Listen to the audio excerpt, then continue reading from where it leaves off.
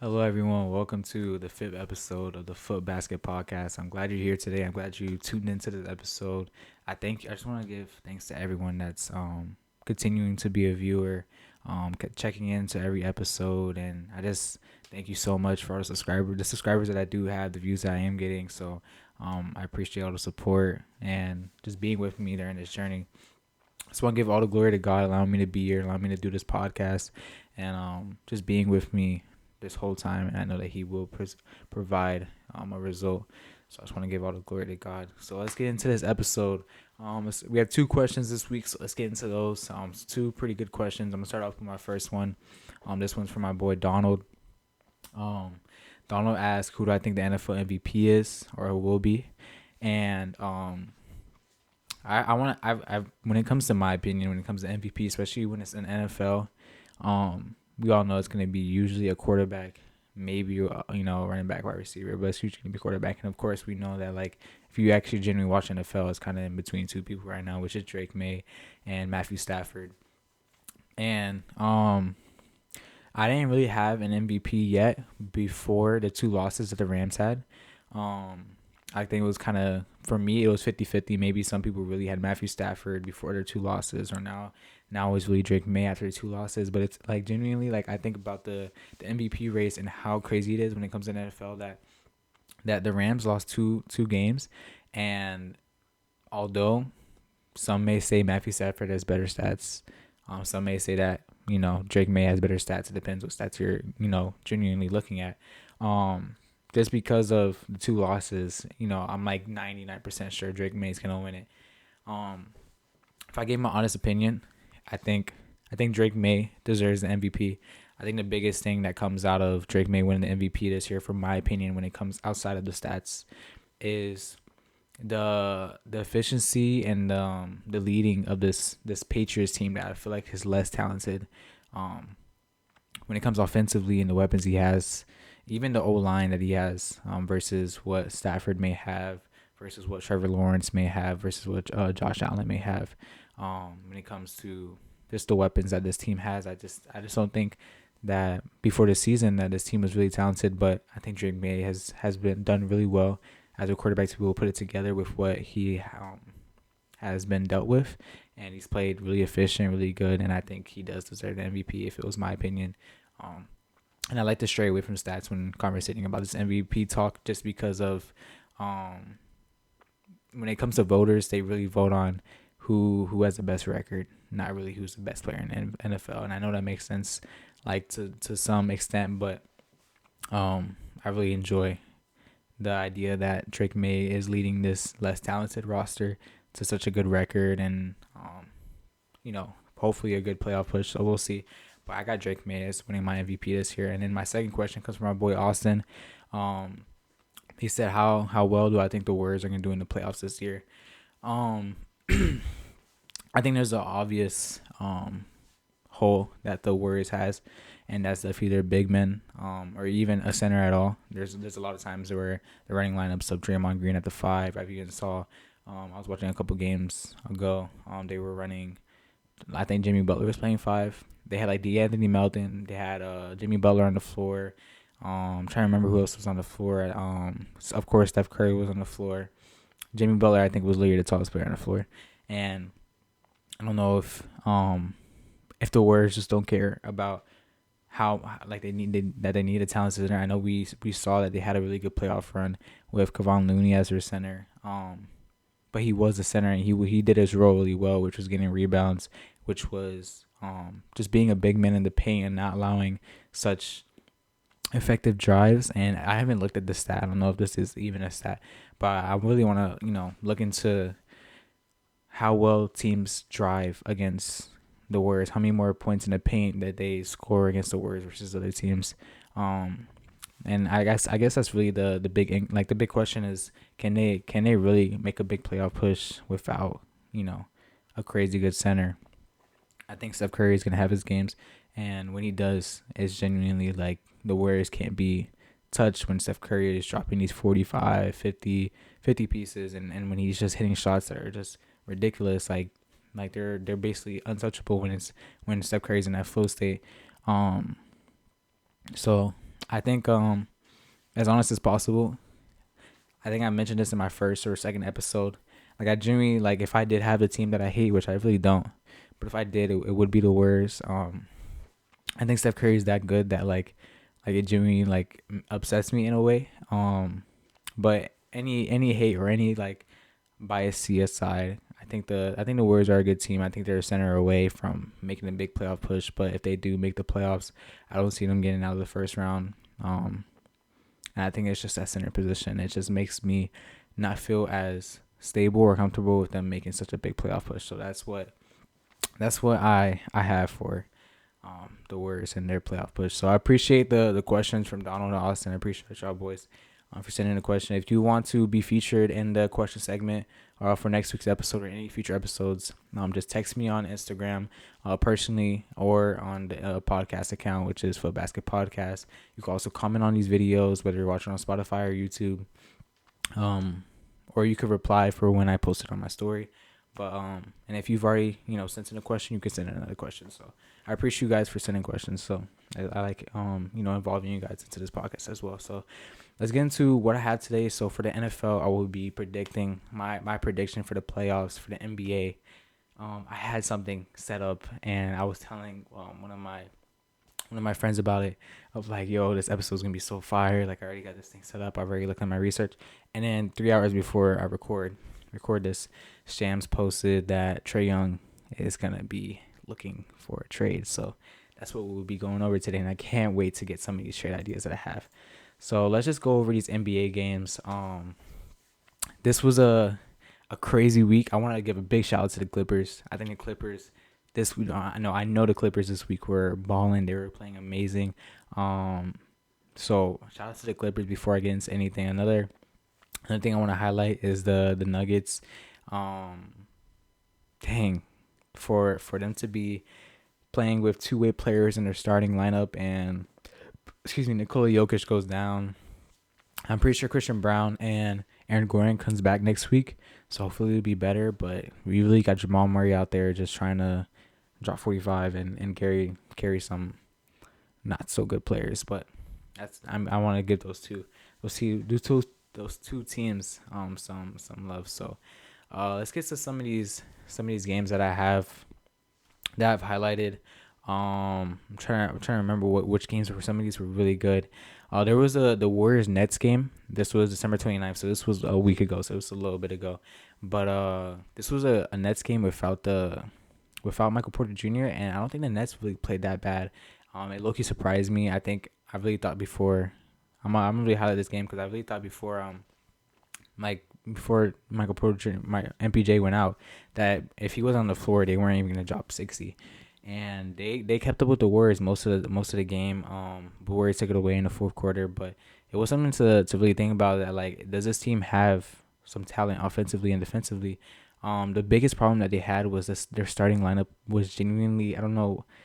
Yeah, I remember I saw the starting lineup of this game and I was flabbergasted. I think they had Drake Powell starting at the 1, 6'5" shooting guard, small forward, by the way. They had Zaire Williams at the 2, and it's not even the talent, it's the positioning. There's no one that could keep the ball on the like dribble the ball like confidently. I remember I'm saying I was spending a lot of time in this game, but it was such a unique game where I don't know, like, and they couldn't even get the ball past half court. It was such a weird first 6 minutes of the game, but then they got it together. They subbed in an actual point guard, and even then he was losing the ball, but it was so much better than when Drake Powell or Zaire Williams was dribbling the ball before. So that's something to look at though. If the Nets actually have the talent without Michael Porter Jr., do they go really big? Signing a guy like Trae Young, I don't know. Maybe signing, I don't know, but we'll see what they end up doing. Also, the Celtics, the 2 seed right now in the Eastern Conference, the Celtics genuinely are surprising me. Like, I mean, if I had a second favorite team in the NBA, this is my bandwagon team. I hope people don't think that I'm a bandwagon Denver fan. I'll bring in the receipts if I need to. But the people that really know me, they know me that I've been Denver for a minute. But if I had a bandwagon team, and I'm being honest, like if I genuinely had a bandwagon team, it was the Celtics. Especially when Kemba Walker was on the team. I don't know if you remember it. If you actually have ball knowledge like that, when Kemba Walker was on the Celtics with a young Jason Tatum, young Jaylen Brown, like that was in the bubble, and I genuinely like that team a lot. Um, but what's it called? The Celtics are the 2 seed. Jaylen Brown's been hooping. He dropped a 50 piece. I think it was against the 76ers. I think I'm low-key wrong. I don't know. But he had a 50 piece. He's just been hooping, and I'm so excited with it, what will happen when Jason Tatum comes back, because I know the way that he's been recovering is super super fast. I still don't think there's any type of timeline. Maybe I have to go research that. But I mean, if they're the 2 seed when Jason Tatum comes back, do they make a trade before the trade deadline ends? Like, are they gonna buy in after they just sold Porzingis, after they just sold Al Horford? Like, are they gonna buy into maybe a big? I don't know. We'll see. But I want to give a big shout out to the Celtics as well. Another big shout out. The 76ers. 76ers are a good team.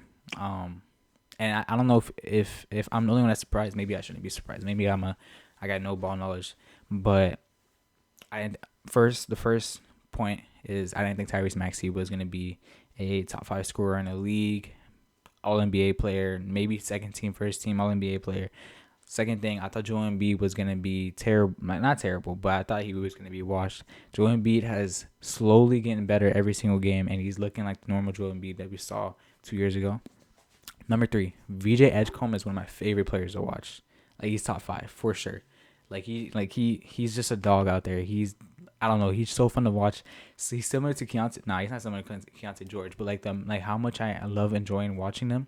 He's on that level with Keontae George. So I've just been enjoying watching 76ers basketball. Paul George has been playing well. Jerry McCain is getting his step back.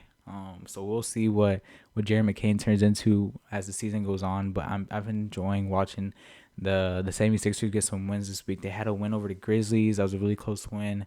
Who else they played? They had a big win against the Mavericks. So it's been them and the Clippers this week, where both these teams have been playing super well, and I've been enjoying watching 76ers basketball. So if you haven't tapped into 76ers basketball, you should.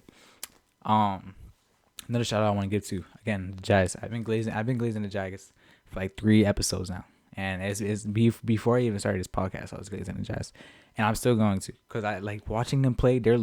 They might be 13th in the conference. They're the best 13th seed I've ever seen in my life. And it's just the fun, like, I mean, defensively they're getting cooked, but like the fun offensive game of Lauri Markkanen, and teams are literally double teaming Keontae George nowadays. He's gotten to that point. I was watching the Jazz and the Warriors game that came out 2 nights ago, or maybe last night, and Keontae George was getting double teamed. Like, he still had 23, 24, I think. Keontae George has gotten to that level where he's getting double teamed. Like, they rather Lauri Markkanen dribble the ball, Isaiah Collier dribble the ball. And Isaiah Collier wasn't playing bad either, and he's such a good guy to watch. I've been enjoying watching Jazz basketball as well. Who else that we really need to bring up? Giannis has been playing well this week, continuing to raise his stock. I wonder if he Jimmy does get traded, we'll see what ends up happening, just because of his contract and just the fit that he needs to go into a team, whatever team he needs to go to. They definitely need to have like a center or a small forward that could definitely create space for him, because like if he went to a team like the Clippers, Zubac is not shooting a 3. Are we trusting Derek? Is Derek Jones, if John Collins is starting? I don't know if I'm trusting John Collins at the 3 to be hitting 3. So he definitely needs to go to a team that will give him spacing as well. Who else? John Morant dropped a 40 piece, 2 assists. So I know I still feel like John Morant is definitely gonna get traded. I remember we talked about this last week as well. But John Morant had a good game this week, and he's been playing okay. The assist numbers are not up, but he had a couple big games when it comes to scoring. So we'll see what ends up happening with John Morant as well. Thunder getting wins, blew out the Warriors 131-94. That was should have been one game, and the Warriors, I think, they did a smart thing with resting their players for this game. That was January 2nd that they played this game, and what's it called? They needed to rest their players, and I think the next game they played was the Jazz, and they had a close win. Let me double check that. I can't remember if the Jazz was the next team that they played, that they rested their players for. But yeah, it was the Jazz, and they got a good win. So I think it was definitely well deserved to take that out against OKC. That's been such a dominant team. But yeah, I really just wanted to shout out really the Clippers and the 76ers this week. enjoying watching their basketball. So I've been so excited to get to this segment. So we're gonna go over these Trae Young trade ideas, possible trades, whatever you want to call it. So I really want to spend some time on this. That's why I didn't, spend too much time on the NBA recap because I think I got some banger trades and I'm gonna go over, especially the top four. The fifth one might be a reach, but like having only 4 trade ideas sounds weird. So we're just gonna do 5, and the fifth one's just a maybe. So let's go over my fifth spot. My fifth spot, I got the Grizzlies. Now, I think if this is, that's why I said this isn't the best trade. Let me explain. So I think the reason why I put the Grizzlies in this list is this would be a 3-teamer trade where Trae Young would be traded to the Grizzlies. The Grizzlies organization decides to do a rebuild with Trae Young at the point guard. Hopefully rebuild his career. He has Zach Edey at the center already. He has Cedric Howard that's already growing as well. This is more of like this is the only trade where Trae Young isn't going to become a contender player right away. This is more of a trade for the future for the Grizzlies. And they also get off that John Morant drama and trade ideas that they're dealing with right now.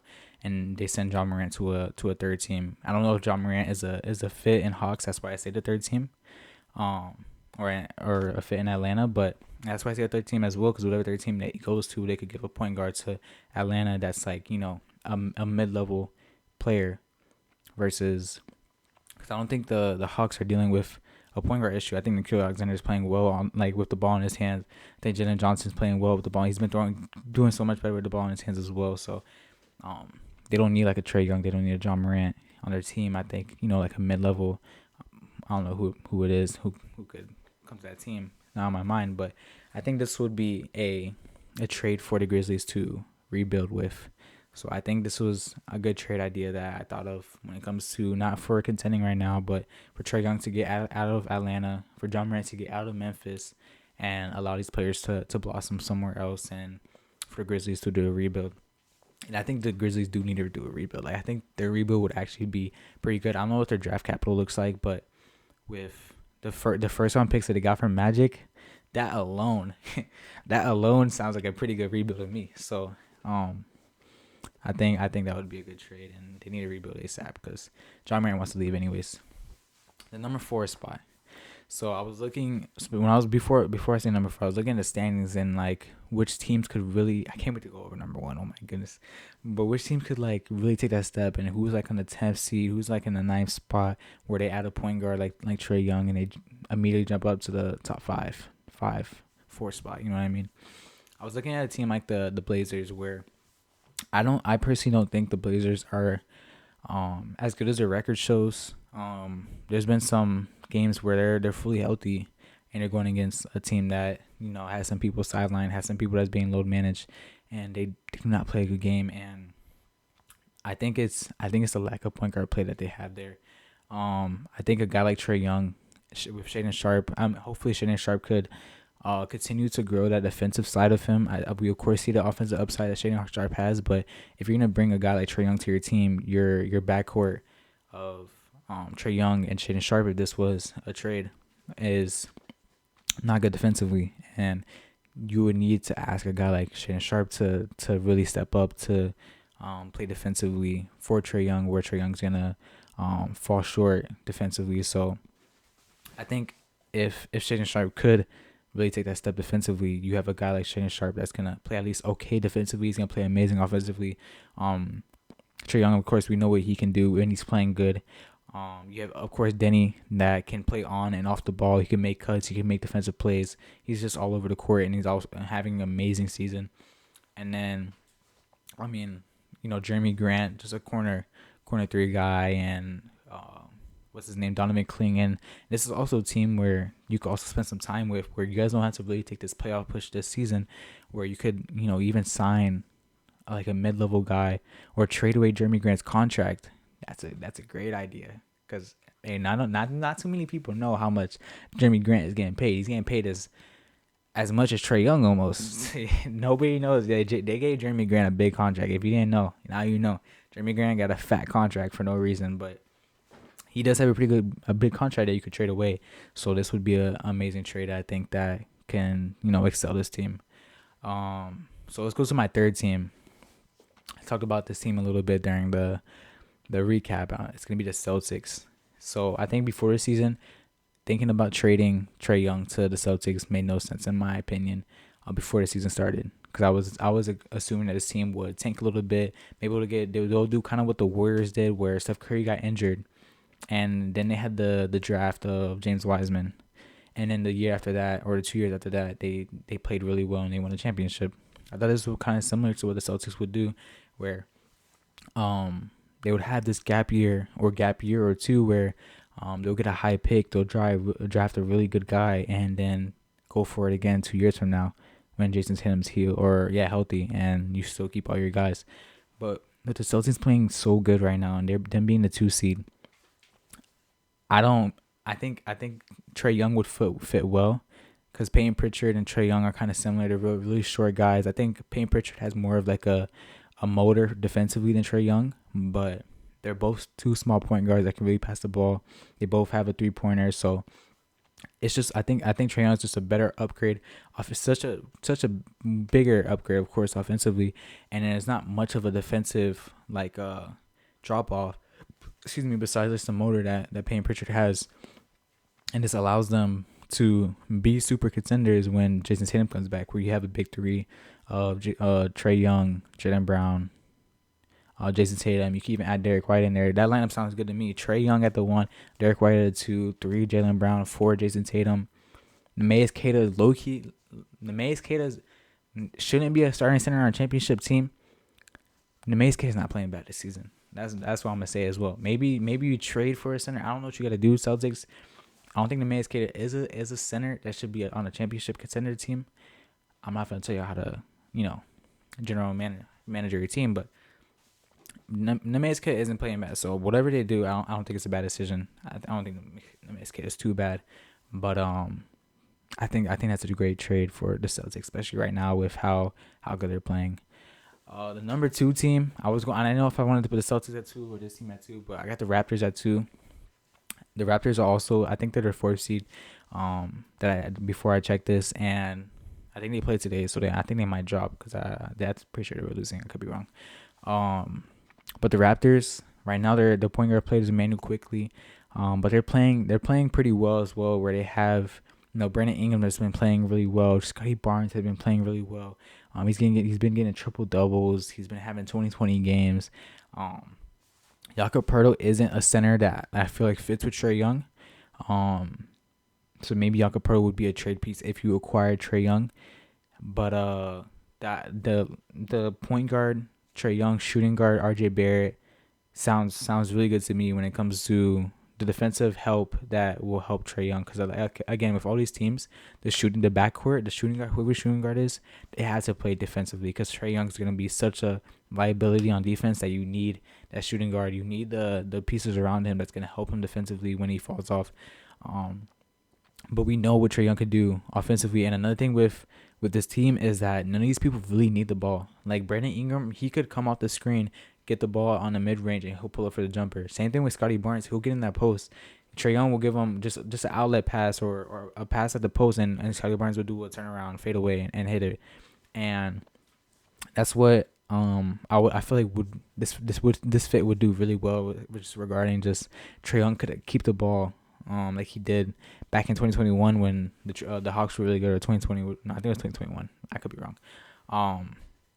But Trae Young really had the ball a lot, and the pieces around him didn't need the ball. They were coming off screens. They were doing lobs. Scotty Barnes could be a lob guy.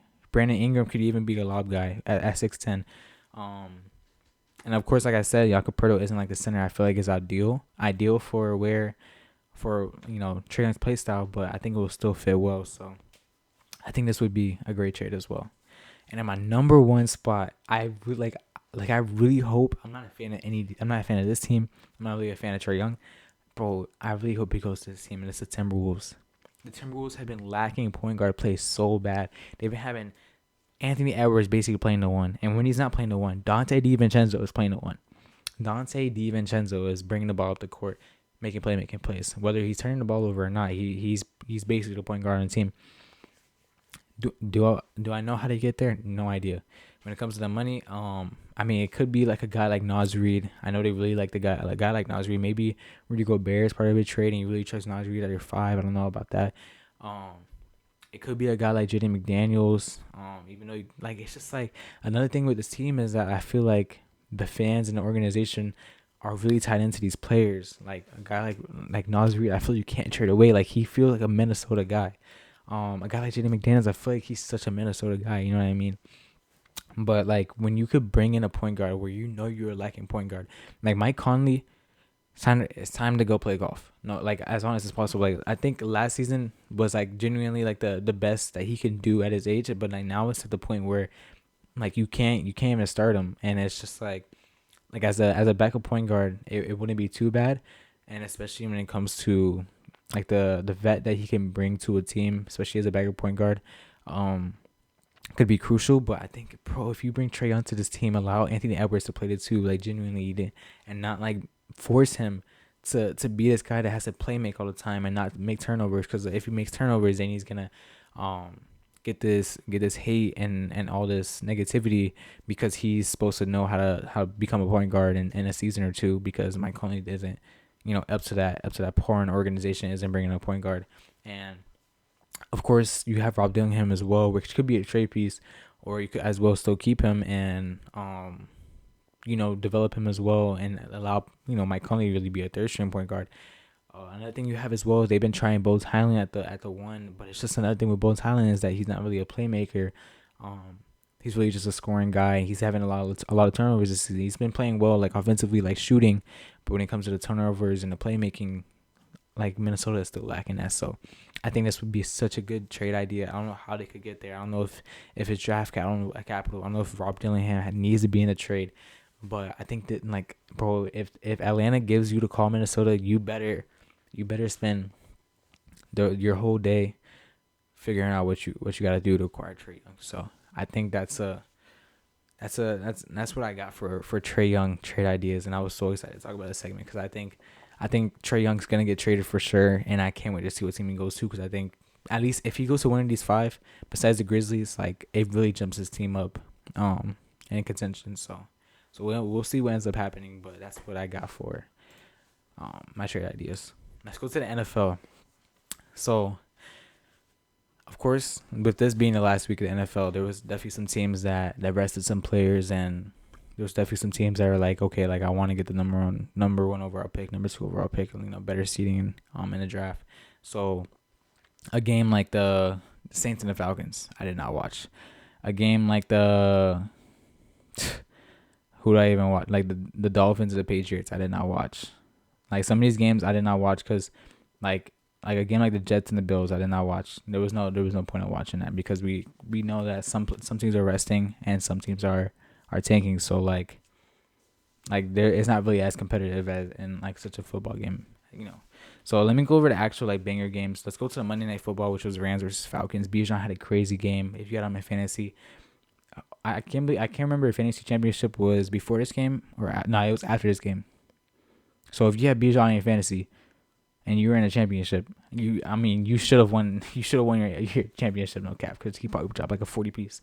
But the game was okay. Matthew Stafford did not look good, and this was, like I said, when we were talking about the MVP earlier, this was the game that decided whether or not if he was going to win MVP or not. And this, unfortunately, just like that, one bad game, and he's completely out of the MVP talks. Like, he's gone, completely gone, which, it's not unfortunate, but it is unfortunate at the same time. He didn't have a good game, and, the media talked about it, and now Drake May is probably going to win MVP. So, Matthew Stafford did not have a good game this game, and he missed a crucial throw in the fourth quarter. But like when you're having a bad game, you're gonna miss these throws. I was watching a YouTuber talk about like when an NBA player is having a bad game, like he's gonna miss the shots that he usually makes, even if it's like the first quarter he's having a bad game. If he's having first 2 quarters having a bad game, the rest of the game like he's not gonna be hitting the shots that you expect him to. So I don't hate too much on Matthew Stafford to make that throw. If he's having a bad game, then the rest of the throws during this game is gonna be bad as well. So, but yeah. Then we had the Panthers and the Buccaneers. This was a close game as well, 14-16, and the Buccaneers pulled his win off. And Unfortunately, the Buccaneers still didn't get to win their division, and I don't think they're in the playoffs. Now they're not in the playoffs, but the Panthers really try to sell the division spot to the Tampa Bay, but luckily the Panthers get this win, and now they're in the playoffs. I'm pretty sure they're gonna get first round, but I mean, it's good for the morale, it's good for the experience, and it's good for the progression of this team to make it to the playoffs this year. And then the Seahawks and the 49ers. This game was, bro. Why did I when I first saw I'm looking at the NFL like games this past week, and I saw 49ers, and I thought it was that 49ers in that I think it was a Bears game, and I was about to like spit like of how much like good this game was, and then I'm remembering the score of this game, and it was so bad. The Seahawks defense again is so good, and I've been saying it all season, and like as long as the like genuinely was it Sam Darnold didn't even have to play good this game. Like his defense played so good that he could have a bad game, and this I mean as long as they do this in the playoffs, like genuinely like they don't even have to have a good offensive game. As long as their defense just stays like what they're doing every game, then I mean this is the way you win championships and Super Bowls. And I know it's a saying, but like it's genuinely facts. Like their offense was mid, and they won the game because their defense is that good. So it's just another showcase of how good the Seahawks defense is. What was some banger games this week? Was there any banger games this week? Oh, of course you can't. Now we gotta talk about it right away. The Ravens Pittsburgh Steelers game, bro. And this game has so much potential to be even better than it was if both kickers hit their kicks. If the Pittsburgh kicker hit the PAT, and if the Baltimore kicker hit the field goal, they go into OT. And I know that's not how it works. Cause if he would hit the PAT, then like the game would have been different. Cause I'm saying they would have went to OT, and the game would have even been better. And like the game was like it was okay the first 3 quarters, and in the fourth quarter it was just like a pro. Like it felt like almost a Super Bowl at that point. And it basically was like, I mean, it wasn't like a Super Bowl. It was basically a playoff game. Like whoever loses go home, whoever wins is in the playoffs. And I think both teams played really well. That one play where what was that formation that Steelers ran? The second touchdown by Zay Flowers. I don't know if you watched this game. Man, if you haven't, you're living under a rock, because this was the most anticipated game of the week. That one formation where Zay Flowers was, bro, if you look back at that, how much space he had is the most space I've ever seen in an NFL game in my life. The whole Steelers defense was on the right side of the field. There was no one on the left side. All he did was do a slant or something like that, like a little mini post, and he did a slant to the left, and he had so much space. It was so weird to see. But the Steelers win this game off of a missed field goal, and I feel bad for the kicker. He's probably getting a lot of hate messages and texts, and he probably had to delete his social media. But yeah. The Lions beat the Bears again, so I think the Lions officially own the Bears. I mean, the Lions aren't really playing for anything, but the Lions win this game. I started watching the Commanders Eagles game, but then I noticed that again they did not, the quarterback Jalen Hurts was being arrested, and Devontae Smith played this game. I think AJ Brown was being arrested as well, but this game was low key kind of good. I saw the highlights, and it was a close game, and the Commanders pulled this win out. Again, the Eagles, this doesn't affect them. The Commanders just move up in the draft board even higher, but it was a close game, so if you didn't watch it, that was a close game as well. The Broncos-Chargers, I always got to watch my Broncos, but again, our defense is so good, and this was, bro, we're kind of like the Seahawks, low-key. Yo, we low-key are kind of like the Seahawks, except we don't have like a Jackson Smith and J, but we have Cortland Sutton. But like, bro, the offense of this team is so mid, but it's just our defense is genuinely insane. And I'm not gonna say that the Trey Lance led Chargers are a really good offense, but it's the fact that like we even like allowed them to have so many first downs or make big plays, and they were one play away from being the best defense in the league, and which I'm gonna go talk about the best defense in the best defensive team in the league after this. They were one first down stop away, and it was like the fourth quarter, and what's it called? The Chargers won a fourth down, if the Broncos stopped them, they would have had the best defense in the league or something like that. This is all according to the commentary, so I could be wrong, but like it's just a testament to how good our defense is, and this is similar to the Seahawks, where I mean I think our offense is definitely worse than theirs, so we'll see how the playoffs go. But as long as our defense really just holds teams to like a touchdown or maybe two, if we're going against the best offense in the league, and our offense just plays mid, and it really don't matter because our defense plays so well that offense just need a touchdown or two and a couple field goals and the game's over just like that. So I really want to get to a Texans game. I forgot who they played this week. Oh, they played the Colts. Um, they almost genuinely choked this game. Like for them to have the best, shout out. First of all, I apologize. Shout out Riley Leonard. This is where I should have started. If you didn't watch this game, let me explain to you what Riley Leonard looked like. Think of like Tom Brady mixed with a little bit of Baker Mayfield when it comes to like the confidence in the running. Like Riley Leonard went shoulder down to a defender. Riley Leonard's a third. Okay, maybe Tom Brady was a push, but Riley Leonard looked so good this game and no glaze against the best defense in the league. By the way, the best defense in the league. Riley Leonard looks so good, bro. Like I don't know if this will last. I mean, this was the last game of the season for them, so maybe they and it's so crazy that he had such a good game this game because like as a GM, as a head coach, you watch that game and you're like he looked better than Daniel Jones, and you look and it's not even like the Houston's defense was fully out. Like they had a corner, like or two of the corners were out. I think Arabios was a starter. I think Aziz Shaw here was out as well. So that's three defensive starters. But like genuinely, I don't think it matters. Like I think Riley Leonard played a good game against whether or not they're the best defense in the league because they're missing starters or not. They're still at least a mid-level defense, not just like a trash defense. And he was dotting up, bro. So shout out my boy Riley Leonard, bro. I had to give a shout out to him because he played super good and he deserved that because, bro, Tom Brady was crazy. So I apologize. That was crazy, but like. Bro, if you gotta go watch that game, whether you watch the highlights or the full game, I don't know what you gotta do. Maybe you just watch Riley Leonard clips only. He was straight up cooking. But yeah, that's what I have for NFL recap. Let me go to my playoff predictions. All right, we have the Chargers and the Patriots in the first round. I think this is almost a gimme. I think the Patriots are definitely gonna win this game. The Patriots have been playing well so good this season, and I don't think the Chargers defense could really hold the Patriots offense and the efficiency that they're playing at. And the Patriots defense is low key sneaky as well. So I got the Patriots winning this game. The Jaguars and the Bills.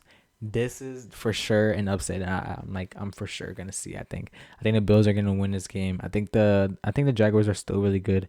But I think this is a game where Josh Allen's gonna go insane and he's gonna have this crazy playoff game. And I know he had that really bad play. I forgot who they just played. I think they played the Eagles like a week or two ago. And he had said that, bro, that game was so mid and he had such a bad throw in like that 2-point conversion. But I think this is gonna be an upset for sure, and the Bills are gonna make I think they're gonna have a pretty good playoff push when it comes to the AFC. Cause I don't think the AFC is as strong as the NFC. So, I have the Bills upsetting the Jaguars, the Texans, and the Steelers, for sure, bro. The Texans defense is so good, and I can't just like let that slide. And I think CJ Stroud. The reason why I think the Texans are only the 5 seed, I think they would low key be the 3 seed or maybe the 2 seed, is because CJ Stroud was injured, and CJ Stroud before he was injured, he was playing so mid. But ever since he came back from his injury, he's been playing so good. And I think genuinely the formula, especially for NFL teams this season, is elite defense, mid to good offense, and your top tier team. So I think the Texans defense is so good, and I only think their seeding is this low just because of the injury of CJ Stroud in the middle of the season. So yeah, that's what I have for the AFC for the wild card. Let's go to the NFC for the wild card. So we have Green Bay versus Chicago. Bro, I know, dude, I could just see this game, and this game's gonna be a banger, bro. Like I just know for sure. I think it's gonna be the best wild card game for sure. Last time they played, it was such a good game, bro. And it's gonna be another rematch, and I think Caleb Williams is gonna have a crazy game. And I think Caleb Williams and them are gonna beat Green Bay. I think it's gonna be super close. I do think it's gonna be super close, but I think Caleb Williams, Ben Johnson, them is gonna pull it out, and take this win. So I got Chicago winning that. For San Fran versus Philadelphia. San Fran. By the way, San Fran's a 6 seed. I don't know if this is updated. San Fran's a 6 seed and they only lost like 3 games. That's a little insane. Now, that's how tough the NFC is. But what's it called? Philadelphia has not been consistent, especially offensively. Their defense is still pretty good, and San Fran's been looking really good these past few games. Besides their last game, where they only scored 3 points, but like Brock Purdy has been looking really good. George Kittle and Tonjes, like their two tight ends, really looking really good. Offensive line and that full, like with Kyle Juszczyk and the offensive line, like their run game is so strong with Christian McCaffrey as well. And the thing is, like I just mentioned, is that you really need to have an elite defense, and that's what I feel like the 49ers are missing. And I think the Eagles are going to turn around in the playoffs. So my prediction is that Eagles are going to turn around the playoffs, and I have the Eagles winning this game.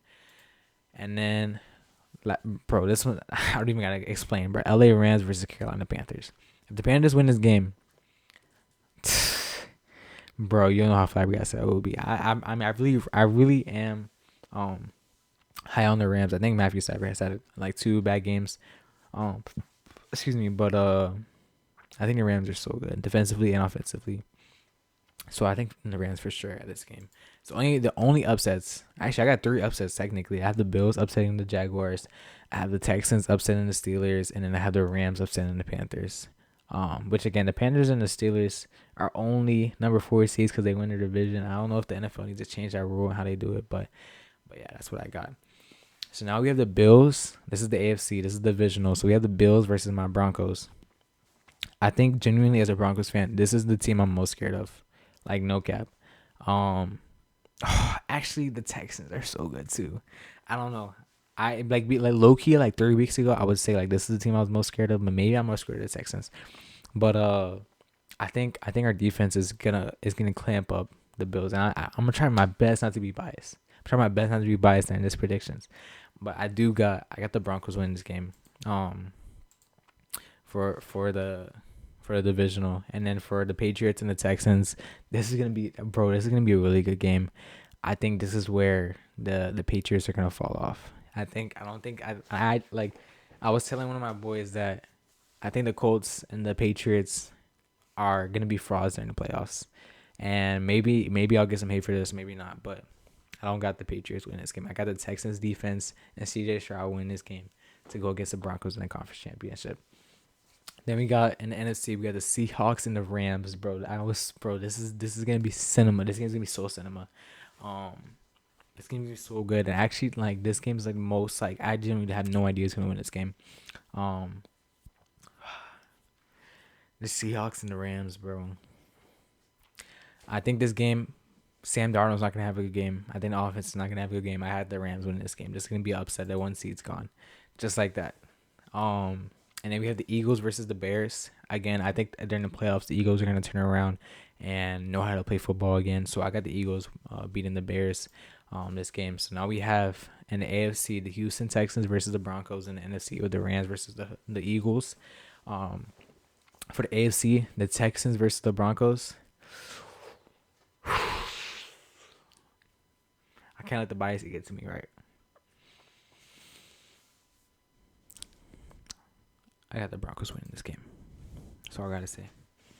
The Texans are not holding us to at least we just need 2 touchdowns. We just need 2 touchdowns. 2 touchdowns and we're in the Super Bowl. 2 touchdowns. I think we could hold CJ Stroud and them to 1 touchdown and a field goal for sure. And then we got the Rams versus the Eagles. I think this is where the Eagles lose. Finally, I think the Rams are genuinely so good, and I think they will fix it in the playoffs. I think their last 2 games they haven't played so well, but I think the Rams will fix it. So I got the Super Bowl, the Broncos versus the Rams. Am I being biased? I don't know, but this is my podcast, this is my show, so maybe I am being biased. Hey, we'll see what happens, and we'll see if I'm right, and we'll come back to this episode. So the Broncos versus the Rams in the Super Bowl. I think this gonna be a really good matchup. This is a good offense versus a good defense, and a mid offense versus a pretty good defense as well. I think the Rams really have it all together, offensively and defensively, and I think the Rams are a better team. So I got the Broncos winning the Super Bowl. I got the Broncos winning the Super Bowl. Point blank period. I got the Broncos winning the Super Bowl. I think the Rams. I think the Texans are gonna be if we make the Super Bowl based on what I said. I think the Texans are gonna be the hardest team we play. I think we play the Rams. We're gonna win the Super Bowl, and if not, the Rams are gonna win the Super Bowl. It's us or the Rams. That's what I have for my playoff predictions this year. Hopefully, I wasn't too biased. Hopefully, I don't get too much hate. But like, I can't be a fan without thinking my team's gonna win the Super Bowl when we're in the 1 seed, right? That's not real. That's not being a fan. You know what I'm saying? Um, but like all jokes aside, I mean, it was pretty accurate. Maybe the Rams do beat us, or maybe the Texans do beat us, but I think everything else is about accurate. I think the only like the false could be the Texans versus the Broncos or the Rams versus the Broncos. But um, either way, if the Texans do beat us, then it's Texans versus Rams, in my opinion. And I think the Rams are gonna win that Super Bowl. So no matter what, it's either the Broncos or the Rams for me. So that's what I have for the NFL. That's what I have for the NBA. That's what I have for this podcast, this episode. I thank everybody for tuning in. I think for everybody that's gone to like this far in the episode. I don't know how long people really going in these episodes, but if you're really all the way up here, I am glad. I am excited that you were able to tune into this episode. Just continue to tune in and follow the Instagram at Foot Basket Podcast on Instagram. Comment on this video, like this video, subscribe. If you haven't turned on post notice too, just so you know when I'm posting, but it'll be every Tuesday at 12 p.m. In case you forget, you have post notice on so you can find out, when I post and stuff like that. Share this to others as well. Like, I mean, I appreciated all the support I've got. So just share this to others and continue to tune in. If you want to comment, if you want to send me any feedback, I'm open to everything. Want to be again into next week's question segment, just comment, send me a text on Instagram. But yeah, that's all I have. So thank you for tuning in.